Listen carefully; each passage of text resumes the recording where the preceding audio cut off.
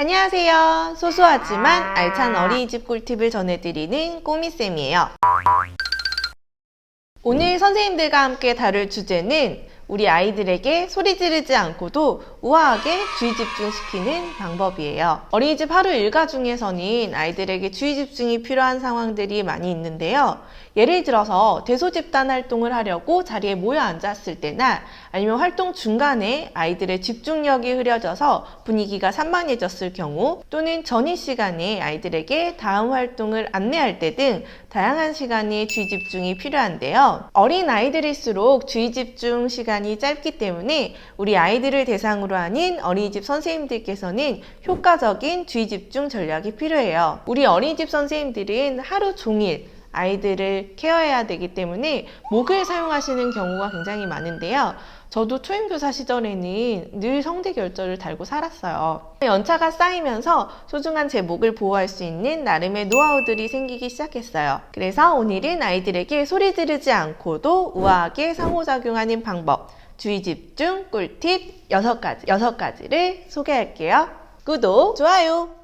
첫 번째 방법은 손유이예요. 어린이집에서 아이들의 주의 집중을 위해서 가장 많이 사용하시는 전략 중 하나일 텐데요. 이 손을 이용해서 간단한 율동을 하면서 아이들을 주의 집중시키는 방법이에요. 영상을 보고 계시는 선생님들도 함께 따라해 보시면 좋을 것 같아요. 막대 하나, 막대 하나, 산이 되지요. 막대 둘, 토끼가 되지요. 막대 셋, 고양이가 되지요. 막대 넷, 문어가 되지요. 막대 다섯, 손뼉을 칩시다. 예쁜 손, 예쁜 내 얼굴. 두 번째 방법은 수수께끼예요.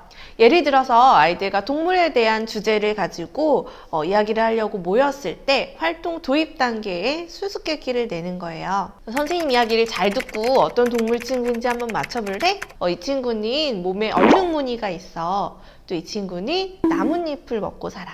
또 이 친구는 목이 아주 길어. 이 친구의 이름은 무엇일까? 이런 식으로 수수께끼를 내시면 아이들이 활동 자체에 흥미를 가지고 주의 집중하는 모습을 볼 수 있을 거예요. 또 매체를 이용할 수도 있어요. 그래서 이렇게 아이들과 함께 이야기 나눌 동물 사진을 이렇게 숫자 종이로 가려놓은 다음에 이렇게 하나씩 열어보는 거예요. 자, 이 동물은 어떤 동물일까? 이렇게 하나씩 열어보면서 부분 그림을 보면서 어떤 동물인지 맞춰보는 방법이에요. 이때 허리를 쭉쭉 펴고 선생님 이야기를 잘 듣는 친구가 나와서 이 숫자 종이를 열어볼 거야. 이런 식으로 활동에 참여시키는 방법도 아이들을 주의 집중시키는데 아주 효과적인 방법이에요. 세 번째 방법은 인형을 사용하는 방법이에요. 교실에 있는 손인형이나 막대 인형을 사용해 주시면 좋은데요. 인형을 이용한 주의 집중 방법은 어린 연령의 아이들에게 매우 효과적인 방법이에요. 보통 3살에서 5살 시기, 전조잡기 시기 아이들은 모든 사물이 살아있다라고 생각을 해요. 이걸 전문 용어로 물알론적 사고라고 하는데요. 물알론적 사고라고 하는데요. 이 시기의 아이들은 발달 특성상 인형을 이용해서 이야기를 꾸며내거나 이야기를 듣는 것에 아주 흥미가 높은 시기이기 때문에 아이들의 집중을 이끌어내는 방법은 아주 효과적이랍니다. 구독, 좋아요! 네 번째 방법은 목소리예요. 활동 중간에 아이들의 집중력이 흐려져서 간혹 산만해지는 경우들이 있어요. 옆에 친구들과 떠들기도 하고 옆에 있는 교구장애인님 장난감 만지작만지작 거리기도 하고 심지어 들어눕는 친구들까지 있는데요. 수임 선생님들께서 당황한 나머지 가장 많이 하시는 실수가 아이들이 산만해졌을 때 선생님의 목소리가 함께 커진다는 것이에요. 또 화를 내시는 선생님도 있죠. 어머, 선생님이 이야기하는데 누가 이렇게 구독, 좋아요! 하면서 아이들에게 조금 무섭게 화를 내시는 선생님들도 있는데요. 이런 방법은 그때 잠깐은 아이들이 선생님 목소리가 커졌기 때문에 잠깐 집중은 할 수는 있겠지만 바람직한 상호작용 방법은 아니에요. 이럴 땐 오히려 목소리를 아주 작게 해보시는 것도 또 하나의 방법이 될 수 있어요. 얘들아, 너희들 목소리가 너무 커서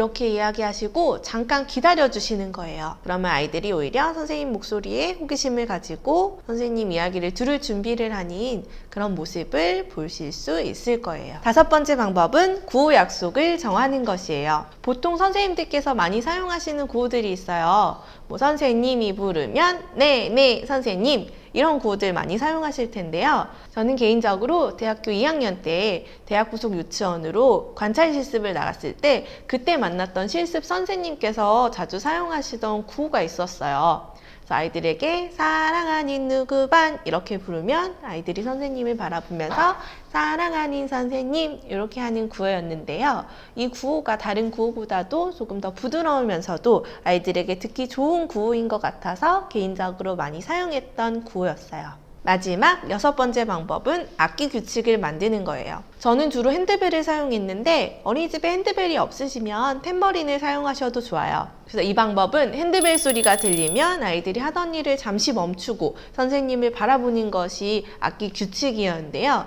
저는 주로 자유놀이 시간이나 바깥놀이 활동 시간이 끝나기 5분 전에 이 핸드벨을 울려서 이제 곧 활동이 마무리되고 곧 정리를 해야 되는 시간임을 알리는 방법으로 자주 사용했었어요. 학기 중반이 되면은 이제 아이들이 핸드벨 소리만 들리면 이제 활동이 끝나가는구나, 활동을 정리를 해야 되는구나, 요거를 조금씩 인지를 하기 시작하더라고요. 아까 말씀드린 구호나 악기 규칙 같은 건 학기 초에 아이들에게 소개를 해주시고 지속적으로 훈련을 시켜주시면 1년을 목 쓰지 않고도 안정감 있게 학급 운영을 하시는데 조금 도움이 되지 않을까 싶습니다. 지금까지 소리 지르지 않고도 우리 아이들에게 우아하게 상호작용할 수 있는 방법들을 알아보았는데요. 어떠셨나요?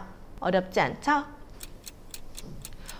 혹시라도 이 영상을 보고 계신 선생님들께서 나만의 주의 집중 방법이 있거나 아니면 재미있는 손유희 등이 있다면 여기 댓글로 남겨주세요. 그럼 다음 시간에도 소소하지만 알찬 어린이집 꿀팁으로 다시 찾아뵐게요. 안녕!